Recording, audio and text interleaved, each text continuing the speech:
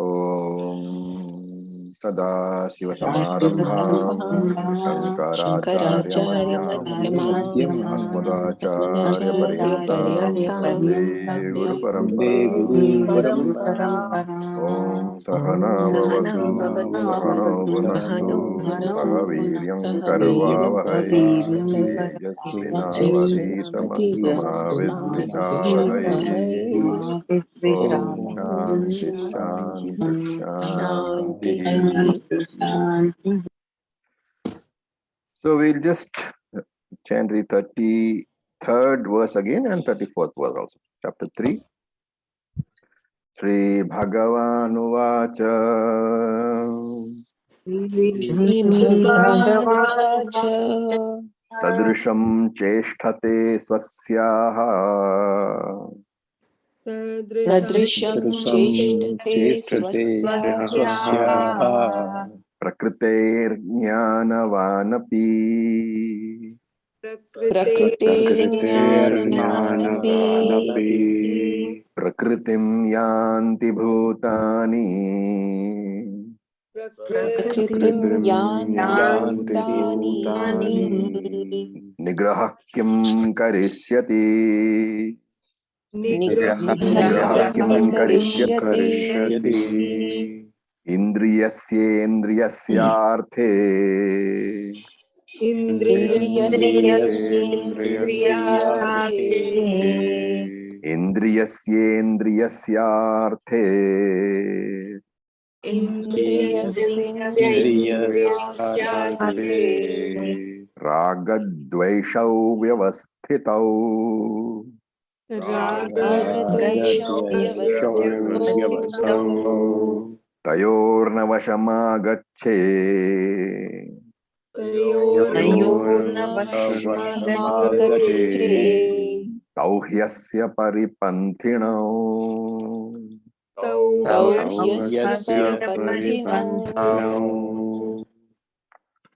So we saw in the last verse, in the last class, Krishna says, Sadrishtam cheshthate swasyaha. All people will behave in accordance with their own nature. Prakritehe jnanavanapi. Even the jnani, the wise man, will behave in accordance with his nature. Prakritim yanti bhutani. All beings follow their own nature. Nigraha kim karishyati. What is the use of restraint? Right. So we said that basically we are talking about the basic nature of a person. And the answer to that question, Nigraham kim karishyati. What is the use of restraint? And this verse is often quoted by people who don't believe in self-control, who don't believe that any sort of discipline is required for Shastrak study. So they say, Krishna himself says, Nigraham kim karishyati. Krishna says, what is the use of control? When Krishna has said, Prakritim yanti bhutani, all beings will behave exactly in accordance with their nature. And he also said, Nigraham kim karishyati. What is the use of any control? What does that mean? That means there is no use of any control. You don't do any control. You do exactly what you want. That is what is interpretation by some people. What is the answer? The answer is given here. So let us look at this answer. So indriyasye indriyasyarthe. So that is broken up into two pieces. Indriyasya arthe. That first word has to be broken into three pieces. Indriyasya arthe. Raga dvaishau. So that's dual case. So raga dvesha. Vyavasthitau. And in the second line, tayoho, the ra is dropped. Tayoho na vasham agachet. Tayoho na vasham agachet. Tauhi asya paripanthinau. Tauhi asya paripanthinau. And the Anvaya you look at, Indriyasya arthe. Raga Dvesha Vyavasthitau. So you can rewrite that. Vyavasthitau Raga Dveshau Arthe Indriyasya Indriyasya. So it means that with reference to every sense, Vyavasthitau, there is what? Raga Dveshau. Raga Dveshau Arthe, with reference to any sense object. So Artha, here the word Artha is taken as object. Indriya Artha is object of senses, object of the Indriyas, which is the object of sense organs, which is sense objects. So Indriyasya Arthe, Indriyasya Arthe. You have to read it twice. Indriyasya Arthe, Indriyasya Arthe, Ragadveshau Vyavasthitau. With reference to every single sense object, there is Ragadvesha in the mind. And Na agachet vasham, you should not fall under the spell, under the control. Vasham is control. Na agachet vasham, you should not fall under the spell, under the control. Tayoho, of these two. Which two? Raga and Dvesha. Why should you not follow? Tau asya paripantino. They are your enemies. Now here, what are we talking about? So Shankara mentions, this verse has to be really understood with Shankaracharya's commentary. So I will borrow very heavily from there. Shankara says that Krishna is talking about free will. And we all know there is an eternal question. How do I do anything? Is it free will or is it because of my prarabdha? Even people who have studied the Gita for several years, they still have this question unanswered. And Shankaracharya says this sloka, this verse, should be taken as pramanam, as the proof for the existence of free will in a jiva. Right? So every jiva has got free will. So this is the proof of that pramanam. And we'll explain later why it is so. This is the pramanam which says that every jiva has got free will. But of course, we should understand that when we say jiva has free will, that free will can become operational only in a gross body, and that also gross human body. So the free will is dormant in every jiva. And Sukshma Shariram also is a jiva. So free will is dormant there. If that Sukshma Shariram takes the form of a dog, the free will remains dormant. But if that Sukshma Shariram occupies a human body, then that free will can be made operative. So in the previous verse, Krishna said, Prakritim yanti bhutani. Everyone acts according to his own prakriti, his own swabhava. And Krishna includes even Jnani by saying, Prakriter Jnanavanapi. Even the Jnani is part of that list. He acts according to his swabhava. Right? And Dayananda Swami says, even the devas, even the gods have their own swabhava. How do you know? Well, Brahmaji is Srishtikarta, Vishnuji is Sthitikarta, and Shiva is Layakarta. You should know, these are all, they are behaving in accordance with their own nature. And therefore, Nigraham Kim Karishati, what is the use of any control?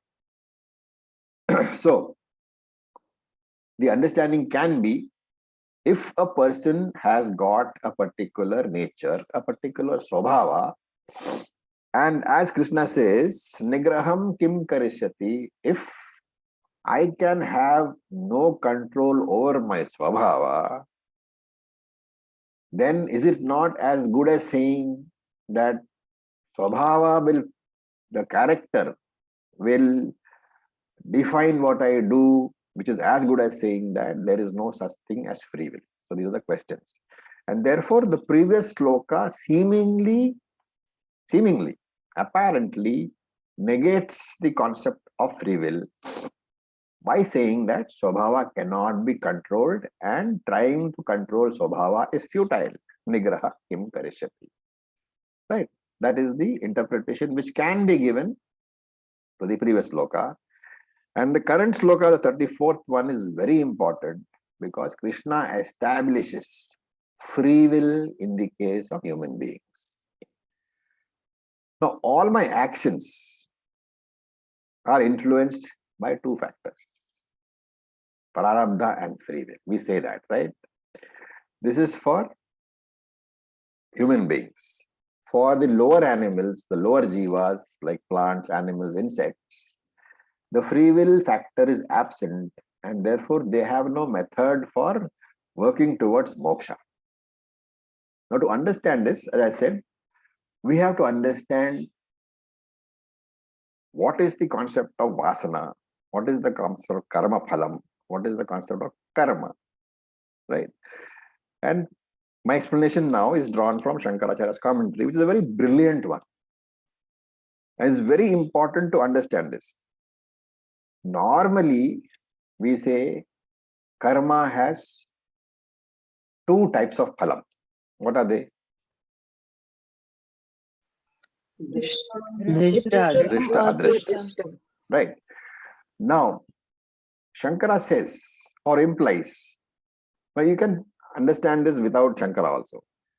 Any action, any karma can have two types of consequences, the visible one and the invisible one, which we say are drishta, adrishta, right? Now, what is the visible? I've often given the example. Supposing you get angry. Suppose you get angry and you slap somebody. The drishta, the visible portion, the visible phalam, the visible consequence of your action is what? And the person feels pain on his cheek. Now the adrishta is what? The invisible consequence of that action is what? Papam. Now that's where we need to be very clear. Okay, the invisible action is papam, and whether that is the adrishta, the invisible, is papam or punyam is decided by what? Intentions. By the intention.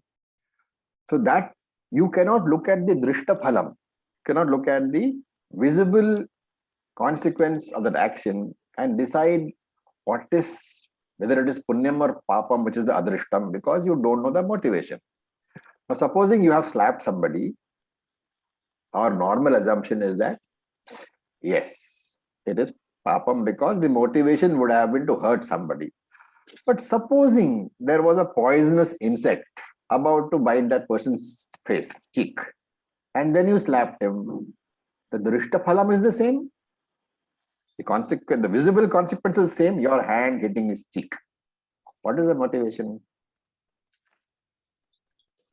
Save him from the pain. Save him. And therefore, the adrishta phalam in that case will be punyam and not papam. Okay. This much we are all clear because we have discussed this any number of times. Now, one more thing here, Shankara adds. Supposing this action of slapping is repeated again and again and again and again.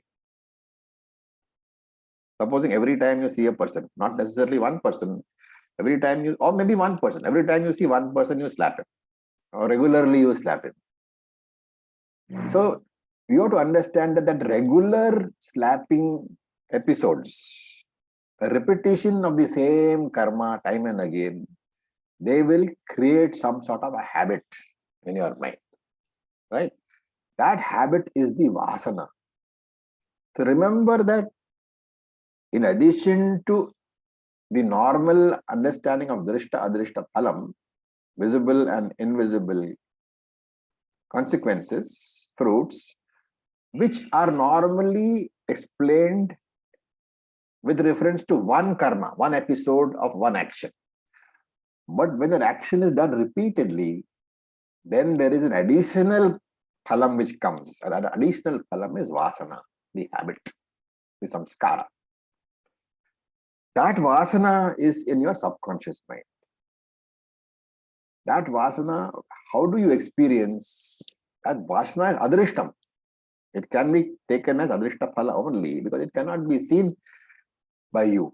Just like punyam and papam cannot be seen by you, this Vaasana also cannot be seen by you. this Vasana is like Punyam in the sense that it can never be experienced directly.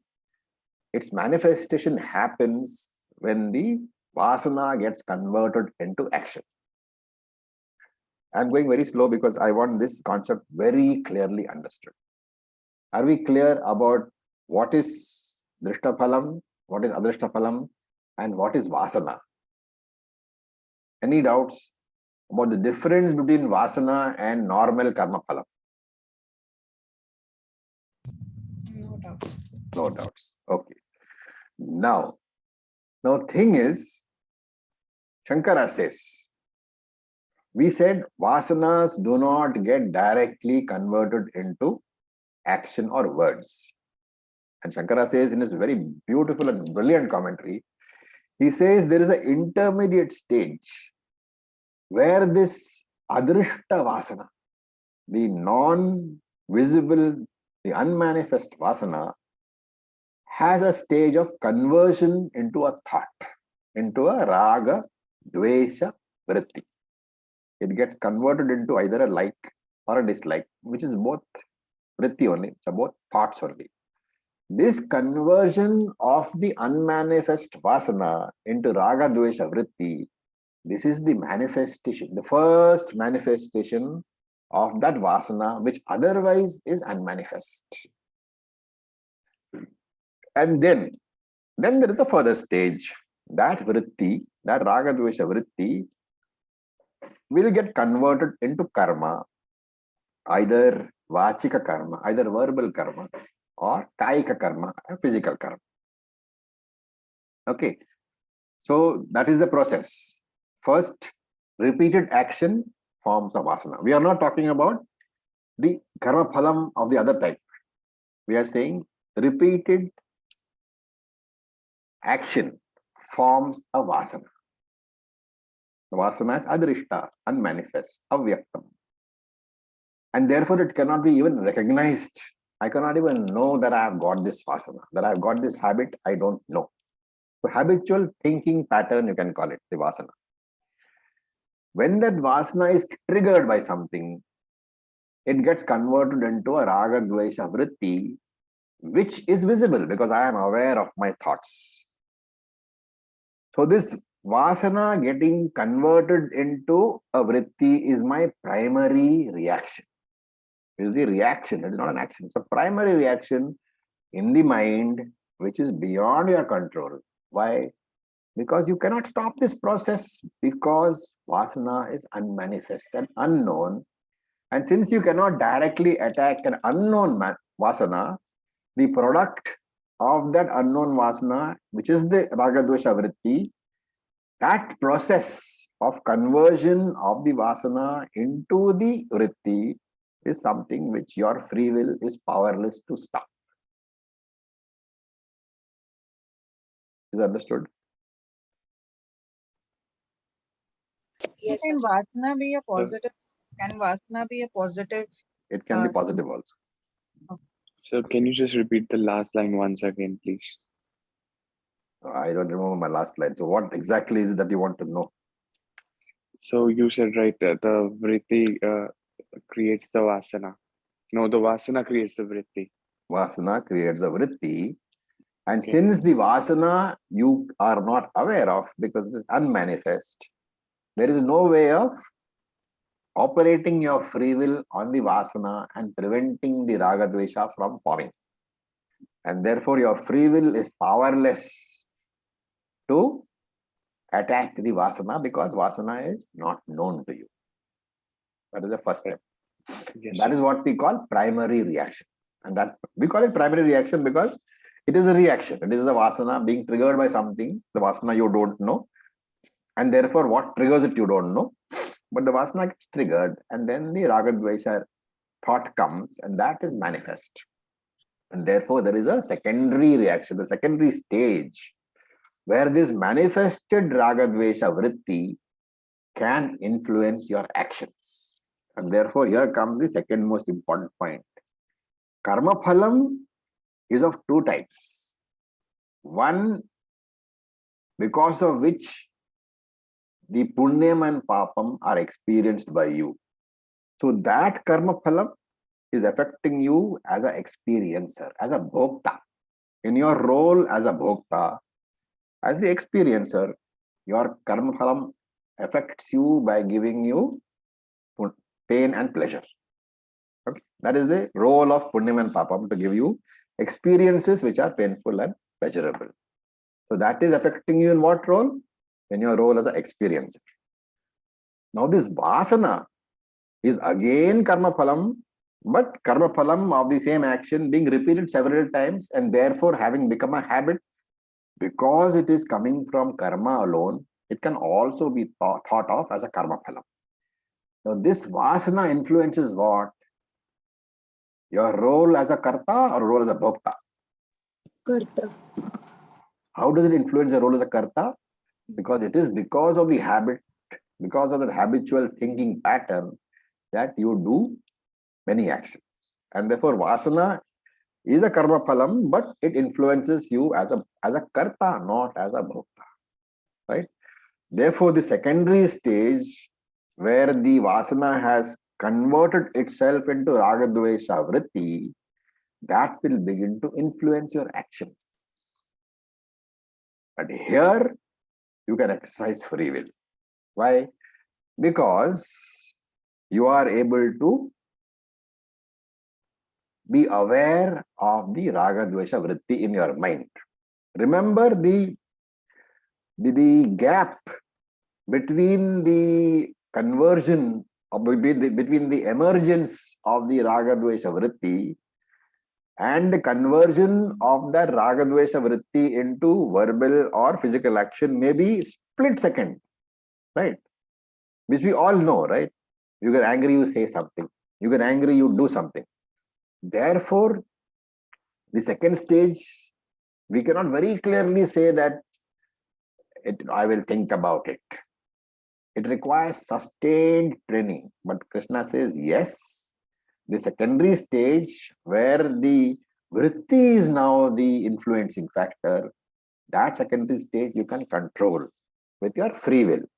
And it will require a lot of training because, as I said, the stage, the gap between the emergence of the vritti and its conversion into verbal or physical action is very, very short, a fraction of a second.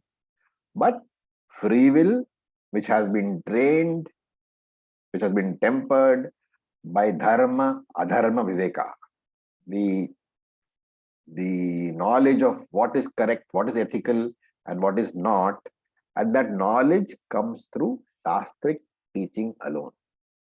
And therefore, the free will exercised in accordance with the shastric teaching by an intellect which has been tempered through shastram, that kind of a what they call strengthened, refined free will, that is capable of stopping the manifestation or rather stopping the conversion of the ragadvesha into karma.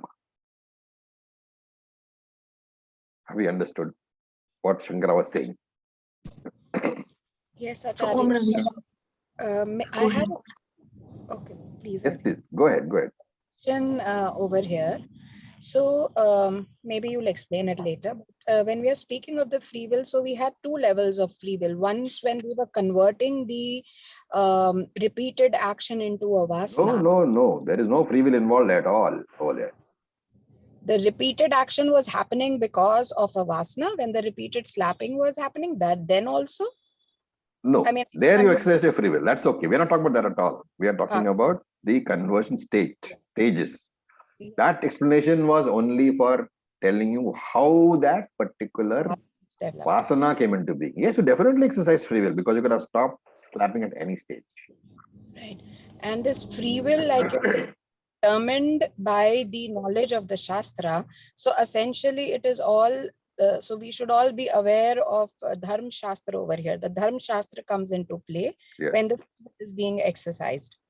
Right. And okay, now. Ethical values, what is right and what is wrong, we should all know. All right. Thank you. Okay.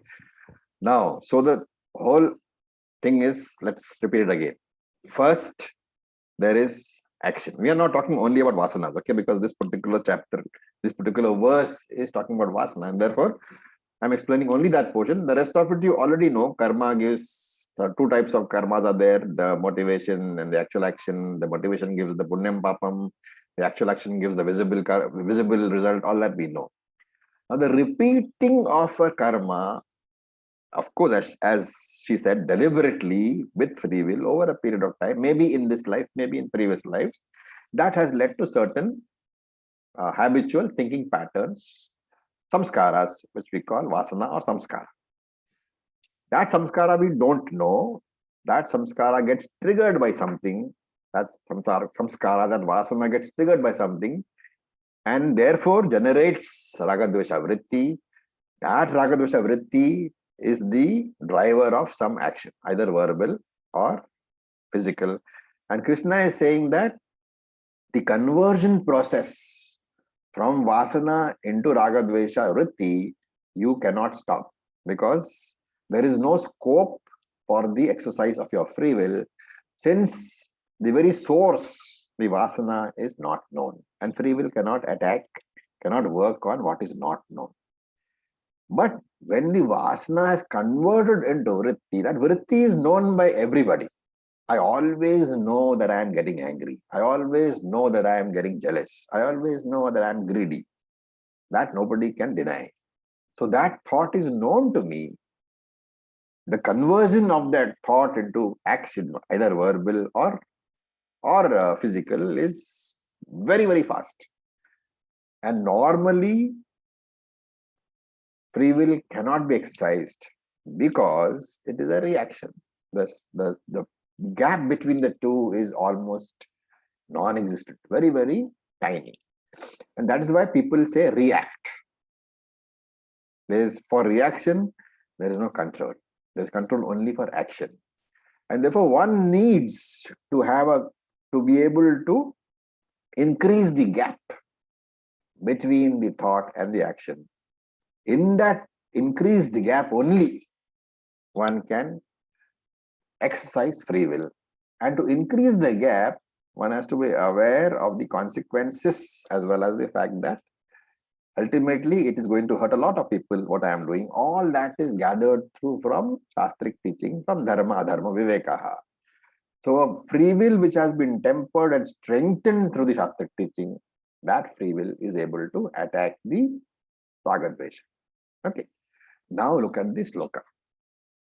It says, Indriyasya arthe ragadvaisho vyavasthitau. The repetition of Indriyasya arthe, the repetition, right? So that repetition is in the sense of in each and every object. Supposing you are, looking at, trying to find something in your drawer, and you are not able to easily see. What do you do? What do you say? I have seen each and every object in my drawer, right? Again, and every single object has been seen. So it is in that sense. Every sense object. So Indriyasya arthe means every single sense object. Ragadvaisho vyavasthito. There is potential for ragadvaisha. So we have all got certain basic character which we were born with. That character has a lot of vasanas. Swabhava is there. Samskaras are there. All these samskaras or vasanas, at the appropriate time, they will produce thoughts. And if these thoughts are allowed to, convert themselves into actions without any control, these thoughts are said to be nourished, right? Or it might be nourishment also, like actual nourishment. You have some resentment, you are again and again and again, you are thinking about that. How dare he say this to me? How dare he do this to me? So those thoughts are being nourished.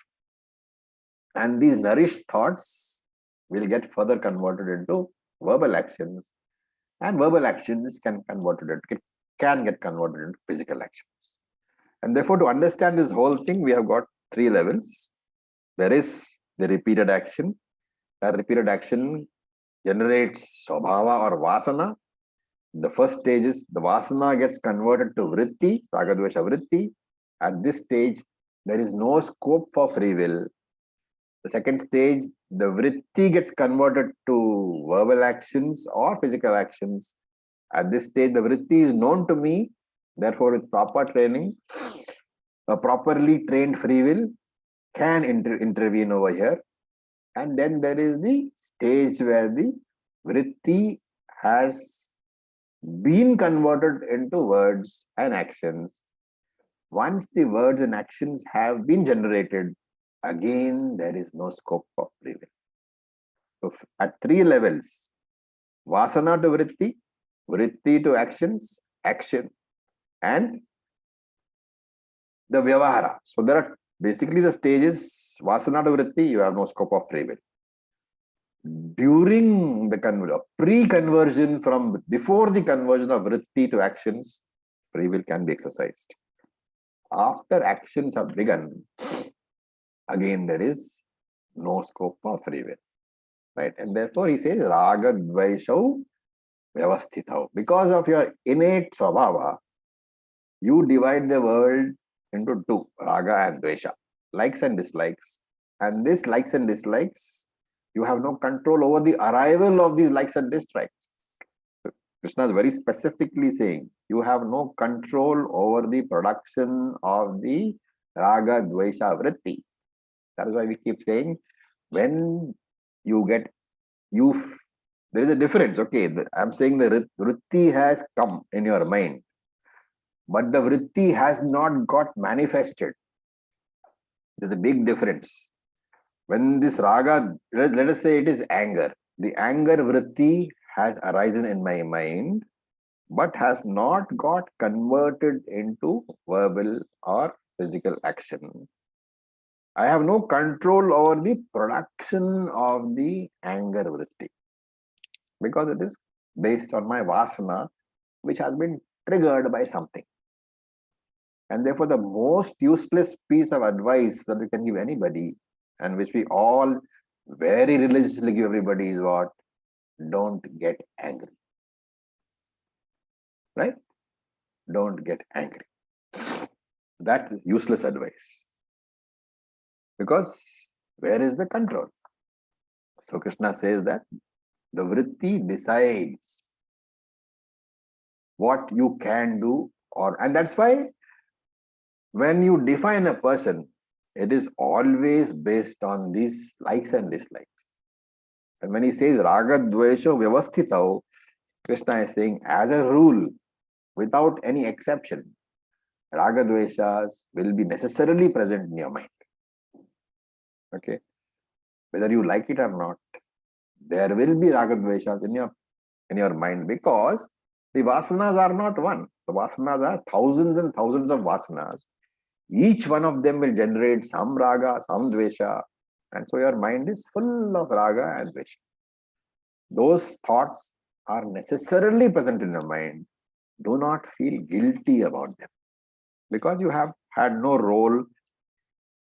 Your free will has had no role in the generation of those thoughts, and where you have had no role to play, being guilty is pointless. Feeling guilty is pointless. Because people, the particular likes and dislikes, they actually sometimes they even influence what you see and what you hear. SPG gives the example, he gives an example, very nice example. So he says that once upon a time, he met a Japanese lady. Okay. Now this Japanese lady was a musician. And she asked him, it seems, that Swamiji, what do you teach? What Swamiji said, I teach the Gita. And the Japanese lady said, really? You teach guitar? You see? She heard guitar. Because why? Because that is her ragadvesha. And therefore he says, indriyasya. With regard to every single sense organ, with regard to every single sense object, you will have some sort of preferences. Right? And these preferences have no rational basis.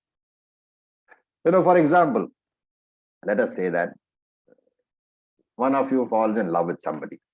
There are more of ladies here, so we'll use that example. One lady falls in love with some guy. And that guy says, and you tell the guy that I love you. And he asks you why. What is the answer? I don't know. You don't know. Because it is based on svabhava. Because vasana is not visible to you. And therefore the mind behaves in accordance with its own character, with its own vasana. It is meaningless to tell the mind not to entertain a thought. People often say, do not think about this. I often use that example about think about any fruit excepting the apple. What happens? In order not to think about the apple, what is the first thing you must think about? The apple. So it's a meaningless thing. The mind will entertain all sort of apples in that case. Right? Therefore, because of that, Krishna says the arrival of thoughts depend upon your vasana. On that vasana, you have no control at all because you cannot see the vasana, you cannot be aware of the vasana. Therefore, whatever thoughts are the product of that vasana, you should not feel guilty about. Those thoughts will come. But you can have control over whether you should allow those thoughts to continue, whether I should nourish that thought, whether I should support that thought, whether I should use my intelligence to replace that thought with a better thought, to divert my attention from unhealthy thoughts. These things are all in my control. The perpetuation of the thought is in my hand. The origination of the thought is out of my hand.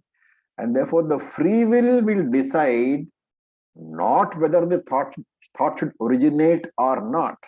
The free will decide whether the thought should be perpetuated or not.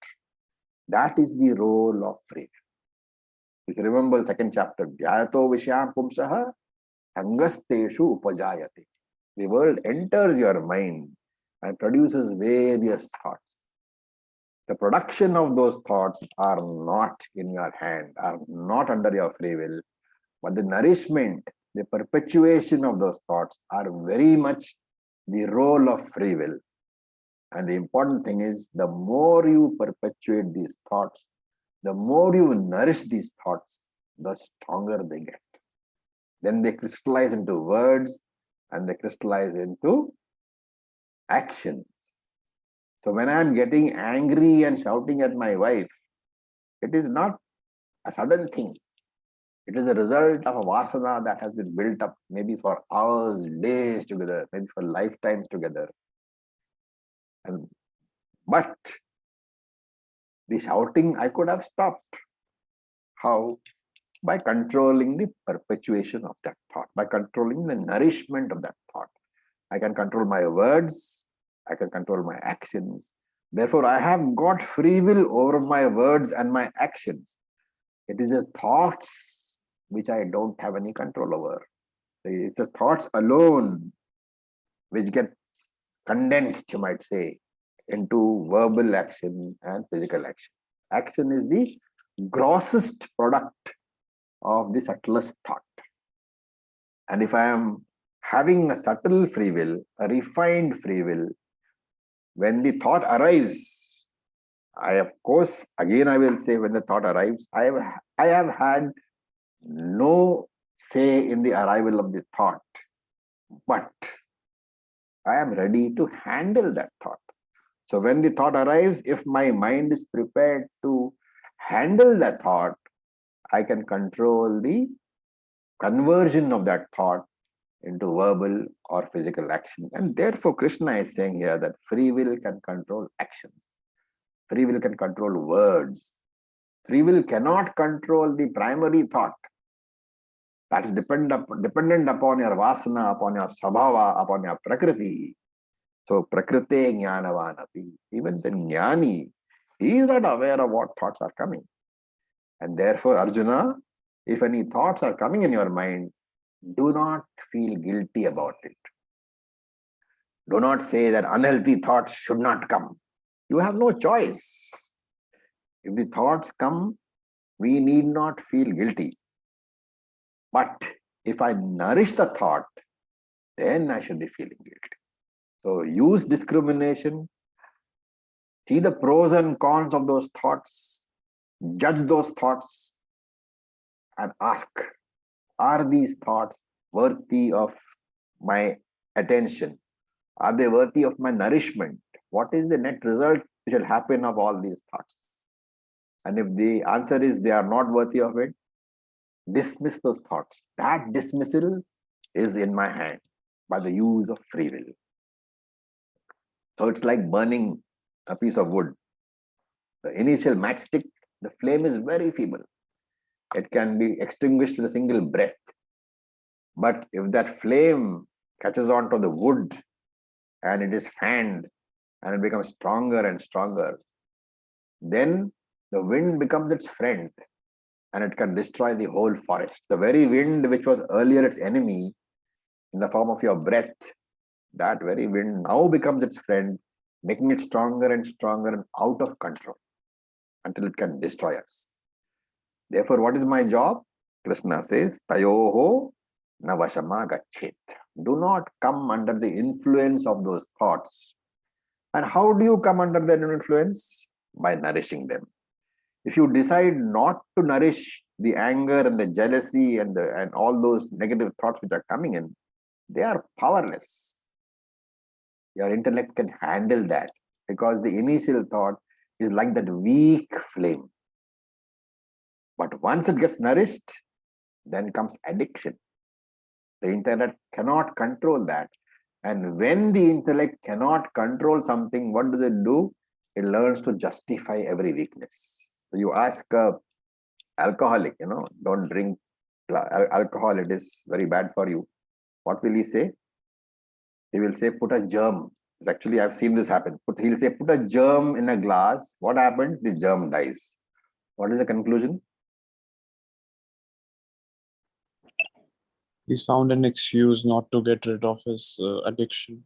No, he says alcohol is very good for you because you drink alcohol and there will be no germs in your stomach. Sanitizer. It's a sanitizer, right? So the intellect learns to justify every weakness. And therefore Shastra says two things must be destroyed when it is born. Shastram and Vyadihi. Shatrum and Vyadihi. Disease and enemy. Vyadi, the disease, if not treated, can cripple you, can destroy you. Similarly, these negative thoughts are shatrus. Kama, Krodha, Lobha, Moha, Mada, Matsarya. These are your enemies. They are inner enemies. And if not, destroyed at the very beginning, which is exactly what is saying here. The gap between the generation of these thoughts and the conversion into verbal or physical action. Before that verbal or physical action begins, these shatrus, kama, krodha, lobha, etc., they have to be destroyed. These inner enemies you have to destroy in the very beginning itself. Otherwise, they will get the better of you. And therefore, tau hyasya paripanthinau. They are the tau here is dual case because he's talking about raga dvesha only. But we have to understand raga dvesha as all negative emotions. Kama, krodha, lobha, moha, mada, matsara, everything. And they are the enemies in your spiritual path. Again and again we will repeat. The time gap between the vritti stage and the vyavahara, the conversion into action stage, is very tiny. And it requires a very clear intellect, nourished by Shastram, to be able to step into that gap and exercise your free will. That is why Shastra says arguments on any subject are futile, because the vritti vyavahara gap is extremely small. And all of us know this. All of us who have got relatives, friends, wives, husbands, we know that as arguments become stronger, as arguments get heated up, my own position becomes more solidified, more strong. And then I don't have time to process my thoughts because I think that the other person's argument is aimed at me. And therefore, I don't have time to process my thoughts. I don't have time to step in between the vritti and the vyavahara, and therefore hurtful words spill out. So when the spouse begins an argument and it begins to get heated, what should you do? Just say, I am thirsty, let me get a drink of water. In that small break, recall this particular verse and say that I am going to step in before it gets converted into action. So how do I process this raga dvesha vritti? You have to process. There is no question of eliminating them at all. Why? Because everybody has vasanas. Remember that you have vasanas which get converted into vrittis. You cannot eliminate those vrittis. You have to process them, restrain them. How to restrain? Shankara says, use pratipaksha bhavana, counterbalancing force, counterbalancing attitudes. Shankara does not explain, because things we are all advanced Vedantics, so we know. But there is a commentator on the Gita called Madhusudana Saraswati. Do you remember that name? We saw it earlier. Yes, Acharya. What is Yes, the name of the text? The Gita Dhyana. Udartha Deepika. Udartha Deepika. So from that text is Gita Dhyanam. So that text, he writes in the text that Pratipaksha Bhavana is Dharma, Adharma, Viveka, Jnana. That is why from there it is that we borrow this particular definition, that intellect and free will must be strengthened, must be enlightened with Dharma, Adharma, Vivekaha. And study of Shastram is the only way to do that. Very, very important mantra. So we stop here for today in case there are any questions. Raviji, Yes, Kush. so Raviji, I have two questions here. First thing is this close to Mano Nigraha? This is a very different and more technical explanation. Okay. Mano Nigraha simply means that you are able to control whatever thoughts you are getting. Okay. Here it is going diametrically opposite. It says you cannot control the original thoughts. And here I remember once you told us that every vasana creates a vritti. So even the Shastra vasana that we are doing, the Vedantic classes every Sunday, and whenever situations happen, this vasana can take over a negative vasana. Yeah, because you are coming to class every day, because you're listening every Sunday, that itself creates another, that is a karma which you are doing, right? That karma creates vasana. Shastra vasana is created. That Shastra vasana is like a background music in your head.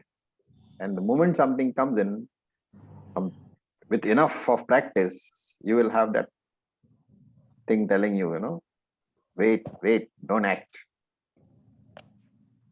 Raviji, I have a question. Yes, Priti ji, boliye. Sometimes a vicious cycle could be formed. For example, if we take what happened in the US with this shootout. Now this young person had a vasana which was out of his control. He picks up a gun and shoots.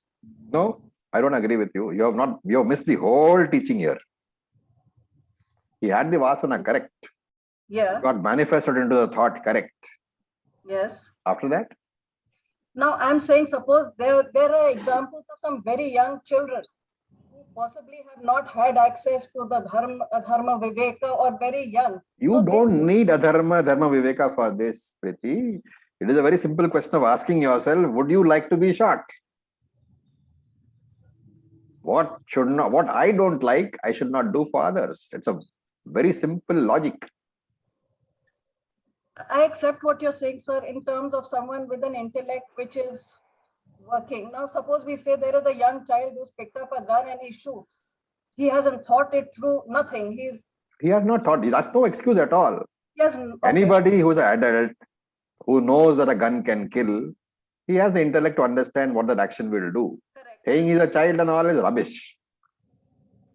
Anybody above 4, that is why they have the separate laws for minors, on the premise that they have not understood the action.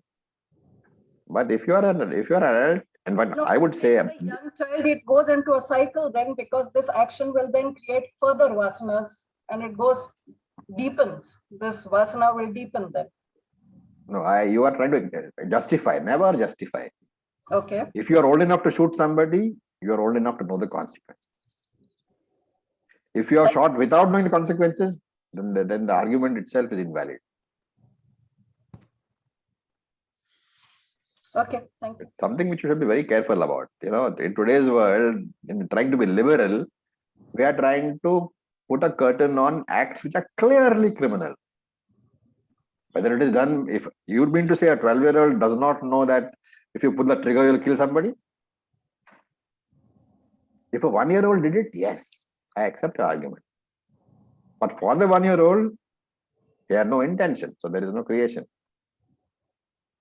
If a 12-year-old, he knows that this gun will kill someone, I don't accept the argument that I am doing as a child. Legally, that framework is there. They don't punish the child too much. But No, my thought was not in terms of the punishment. My thought was that vasanas then get added. It's not that excusing the action, not at all. What I was thinking more is that having committed this act, suppose one person is very young child, so it just adds to the. But that is the same. That is true for an adult also, right? How many adults kill? Every time you kill, the vasana gets added. I mean, there is no gainsaying that. You have not chosen to exercise your free will, and therefore the vasana will create more habits. And that is how hardened murderers are there. They kill once, they kill twice, they kill 4 times. The conscience stops saying anything. And therefore they get to be hardened murderers. There is no gainsaying that. It is a fact. Whether you are 12 years old or whether you are 30 years old, repeated actions will create vasanas, providing you understood what you are doing. Thank you. Sir? Yeah. If over a period of time you are successfully able to restrain emergence of karma from this vritti, will it become a vasana, a positive one? The habit will be formed that you will think before you act. Whether you call it vasana or not, that habit will become part of your nature. It will influence every future thought that emerges in your mind. That will influence, will it not? Yes. Therefore, you can call it a vasana. It's a positive vasana. Regularly analyzing a thought before giving it nourishment is something which is a very good habit. So a development of these positive habits will kind of erase the negative vasanas over a period of time? May not erase, but will enable you to let the thought come and go without being converted to action. And Yes. therefore, there will be no papam at all. Yes. Thank you, sir. Very beautifully explained. This is one of the most important verses in the Bhagavad Gita. In all of scriptures, nowhere else in scriptures is the role of free will so strongly explained. And Shankaracharya's commentary is just wonderful. Without that, it's impossible to understand what Krishna meant. If you look at the stages which you have talked about, the repeated action, the formation of vasanas, the conversion of an unmanifest vasana into a thought, the idea that you cannot stop the thought because you cannot attack the vasana, and therefore the first place where you can attack is the thought itself. So all those ideas are Shankaracharya. Absolutely brilliant. Om Acharya ji, I have a certain understanding. Yes, here. Ravi. So very beautifully explained, and I think a lot of clarity I've got. Still, now, so when we are coming to the stage of the thought generation and the exercise of the free will, so we are going to exercise our free will with respect to Shastric teachings. Now here I have a choice. I can dismiss the thought, choose not to act on the thought. Secondly, I can use Pratipaksh Bhavna to change that thought into a positive thinking thought and increasing the positive vasanas. Yes. And winning the older vasanas which are present over there. Now, this is happening at the level of the anatma level itself. The cycle is working there. There is also the exercise of the free will when I want to say Aham Brahmasmi, because we are on the path of Gyan Yoga. So how do these two relate? Because that will also be a vasana. Aham Yes. Brahma thought Of course. of that. entire nididhyasanam process, which is post Shravanam and Mananam, consists of dwelling on the Shastram, which tells you what? That you are Brahman. So in a nutshell, Aham Brahmasmi is going to be a Vasana for you. It has to be converted into a Vasana. Subconscious level may, if somebody calls you in the middle of the night and says, who are you, Rinku? You should not say, I'm Rinku. Yes, You should say, Aham Brahma. So, That conversion has to happen. so we are converting at two levels. If free will is being exercised, we are weakening the negative vasanas. We can strengthen the positive vasanas, but essentially, if we just focus our mind on the Aham Brahmasmi thought only, the single thought only, Yes. does work at that level, because essentially what we are learning is that we have to rise beyond all the tamasic, rajasic, and sattvic levels and focus only on the Aham Brahmasmi. That's a very important point, but it is time and again all acharyas, including Shankaracharya, have said that without chitta shuddhi, which means without working on the anatma, there is no question of ever reaching anywhere near liberation. Therefore, that is why Veda, 80% of Veda is what? Karma kanda. You can all, including Shankaracharya, right? Shankaracharya himself says, the fact that when does he say that it doesn't matter what your mind and body does, he'll say that. But when? He'll say that to the advanced seeker, to the person whose Shravanam and Mananam are complete. For that person, Karma Yoga is no longer relevant. Why? Because Karma Yoga's very purpose is to give Chitta Shuddhi. Once you have got Chitta Shuddhi, then it is no longer relevant. That is the understanding. So at this stage, if I say that I will focus on Atma Vichara and not on Anatma, you are going to fail. Because Anatma is so strong, it has been your constant companion through all your lives. Your mind is very firmly entrenched in the thought that I am Anatma. Until that Jiva Bhava has been weakened through years of meditation and Shravanam and Mananam, Chitta Shuddhi won't come. Once Chitta Shuddhi comes, then what you are saying is correct. Then any focus on Anatma is an obstacle. The very same focus which is today's sadhana will become an obstacle later, but not now. So, Om Acharya, with reference to this, as far as a Jnani is concerned, we say that even the Jnani is dependent on his, the restraint of his vasanas. The vasanas are still present. So does that entirely mean that he has gone through that process of converting all his vasanas into, positive? You are mistaken. There is no conversion of vasanas into positive. Okay. So, Vasana will remain as vasana until it is manifested. A negative vasana will manifest as negative thought. Positive vasana will manifest as positive thought. but the Jnani You has cannot convert a negative vasana into a positive vasana by any means. Yeah, I get that. I understand that. But the Jnani has an excellent free will and he is established into the Aham Brahmasmi thought and that Vasana. So you can't relate. See, Rinku, the problem is you're relating the Jnani to the sadhaka. You cannot relate the Jnani to sadhaka. You don't try to explain the actions of the sadhaka in terms of the Jnani. Okay. For a Jnani, body, mind, sense complex is meaningless. For him, he can totally ignore his mind and his body and his vasanas. Nothing will happen to him. But that is not the same argument for a sadhaka. We are all sadhakas. Right.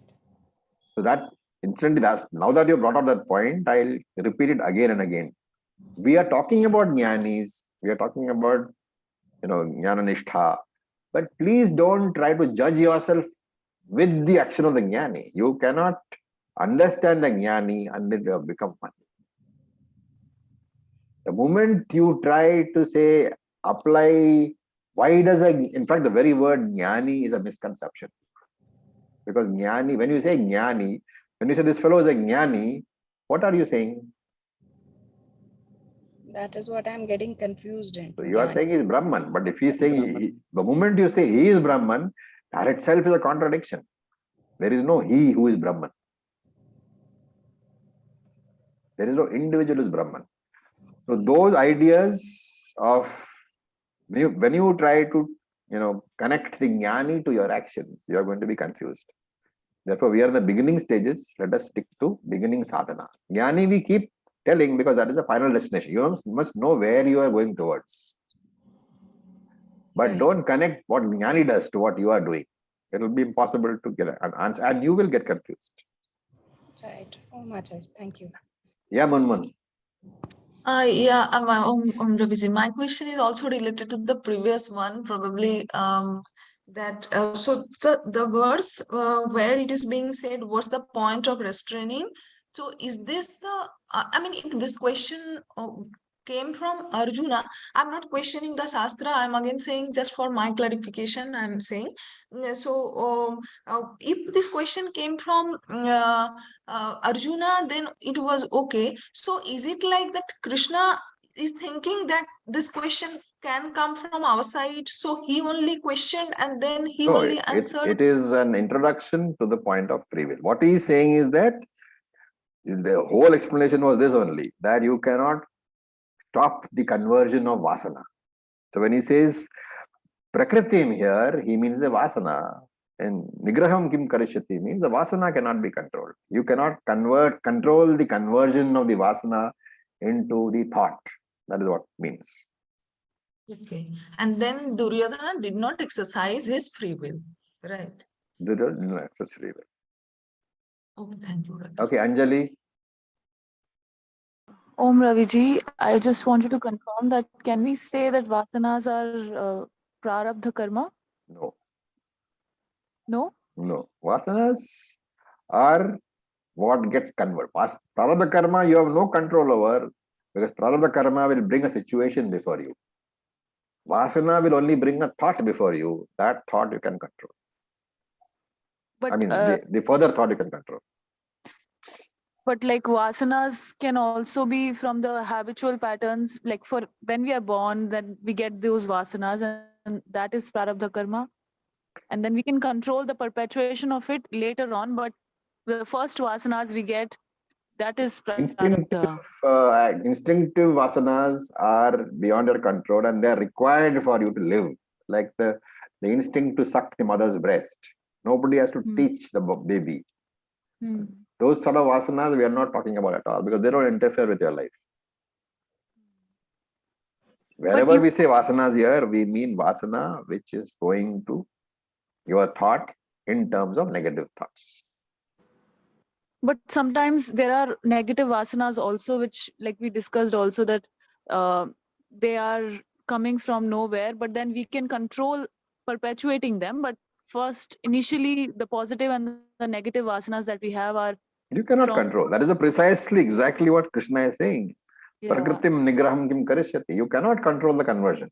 And so we cannot say that is prarabdha because that it's sounds... not prarabdha at all. Prarabdha brings the situation before you. Here, nothing has happened. Only a thought has come. That thought can be controlled. It has not got converted into a situation. Okay. Thank you. So, but I thought, may I ask a question? Please, Anuradha. Yes, I thought that, when you look at children, they have different temperaments. So we say, iska sanskar hi aisa hai. He was born with this nature. Yeah. So that nature, would it not be also interchangeable with a vasana?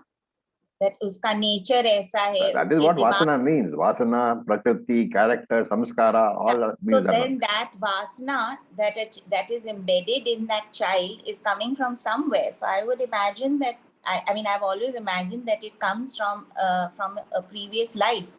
So it is his prarabdha. No, it is not. Prarabdha is that part of your karma which brings before you a certain particular situation, environment. You face an accident, that is your prarabdha. You get a disease, that's your prarabdha. It is already manifested. You have no chance over it. Here, we are saying a thought comes. That thought has not converted into anything. It's not prarabdha. No, but I remember we said that our actions will also determine the kind of family we are born in, the type of... that is prarabdha.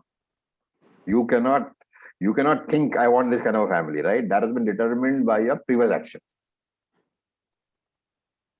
Here we are very clear. that those habitual thinking patterns which get converted into certain thoughts, which need not become actions, which need not be converted into situation, that is Vasana. Don't confuse between Vasana and Prakriti. There is Vasana, there is Prakriti, there is Prarabdha, all are different ideas which you have to be extremely clear about. Yeah, I just want to clear what my understanding is now, that can we say Prarabdha is the manifested Vasana? No. No. Prarabdha is that part of Sanchita Karma which has been responsible for your present life and experiences. Vasana is a karma phalam which will influence, which can influence your actions if you give it the right to influence by nourishing it.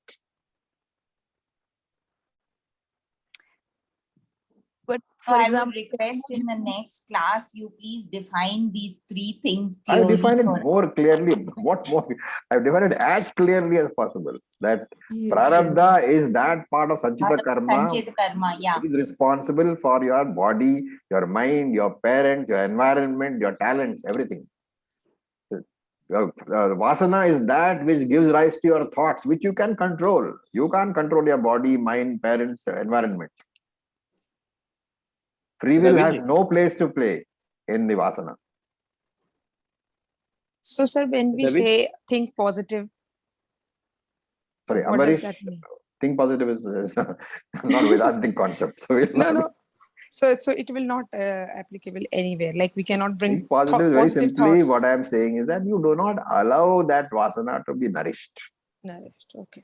If you are finding that your husband is looking at you very angrily, then you replace that thought and say, oh, the chap is quite sweet most of the time. That is think positive. Okay. Acharya ji, One second, I think Ambarish is saying something. Ambarish, please go ahead. So for I just that wanted also to- some Vasana is working, or that's the free will? Sorry, 1 second. Let me finish, Ambarish. Sorry. Yes, Ambarish. Yeah, Ravi, this Vasana is carried over from the previous births also. Yes, it can happen in this birth, like Vasana can be formed through regular smoking, but most of the Vasanas are from previous birth. Oh, thank you. Yes, Anjali, go ahead. I'm thinking that even getting a human birth would be a result of manifestation of the previous Vasanas. No, don't get into those things. Prarabdha karma. Do not misuse terms. Your birth is Prarabdha karma. So I keep on repeating, use the correct terms. Each term has a very specific meaning. Your birth is a result of Prarabdha karma. Vasanas are part of this birth, not the consequence of, or not this karanam for. Acharya ji, may I ask you a question? Yes, please go ahead. Different people have different vasanas. Yes. So what is it that determines these vasanas? How does... Your previous actions, how many times you have done something. Vasana is nothing but a habitual thinking pattern embedded into you. So the more we think about certain thing, it converts into a vasana. A very simple example I'll give you. You are every day in the morning doing puja, and from the day a child is born, that child is seeing you. That samskara, that vasana is there in the child, that you have to do puja in the morning. That is a vasana. Because every day he has seen that happen. Okay, so it's more like a cyclic process. The actions... No cyclic. Don't see, again and again I repeat, do not use terms unless you very clearly know what you mean. It's nothing cyclic about it. It is a repetition. Okay. Cycle is different from repetition. Cycling means going around the same course. Same thing going around. Yeah. No. Okay. Thank you. So in Vedanta, please be, every word that we use, we should know exactly what the word means. Because in Sanskrit, each word has 10 different meanings according to context. And therefore, the correct meaning has to be extracted from the context. It's not that I'm trying to, be unnecessarily sticky about it, but we need to be very clear about how we are using word, because the word is, the whole Gita is Shabda Pramanam, right? It is words only. So any strong desire, if I keep thinking about it and I'm wanting that becomes a vasana. If you keep on feeding it. Yes. Yeah. Okay. Thank you, Acharya. Yes, John.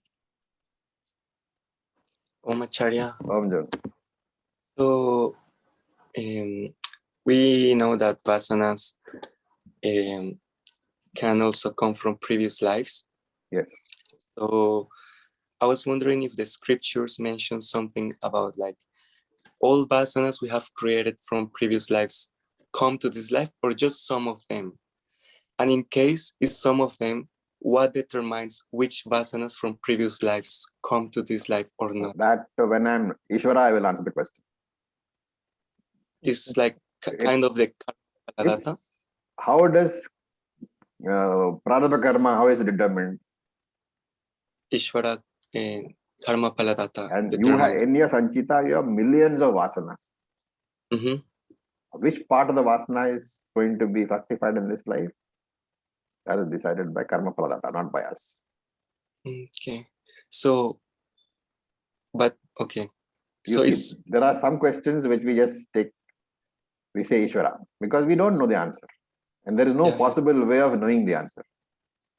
So the vasanas for this life are allotted in a similar way. Allotted in similar fashion like Prarabdha karma has been allotted. Maybe that's from where the confusion is arising in the previous discussion. But they are very different. You have to be extremely clear. I hope the difference is clear between Vasana and Prarabdha karma. Vasanas give rise to thoughts which can be controlled. Prarabdha karma is outside your control. It gives rise to situations. Thank you so much. Okay. In fact, I was about to ask the same question which June asked, but you have answered that how vasanas are allocated from the previous. They have to be allocated by Ishvara, right? So I can't allocate my own vasanas. So So you answered it. That's the answer. Thank you. Thank you so much, and thank you very much for your participation. Thank you, Acharya. Om Purnamadav Purnamidam Purnat Purnamudachyate Purnasya Purnamadaya Purnam Eva Vashishyate. Om Shanti Shanti Shanti. Om Tat Sat. Om Namah Shivaya. Thank you for your patience. Sir. Thank you so much. Acharya.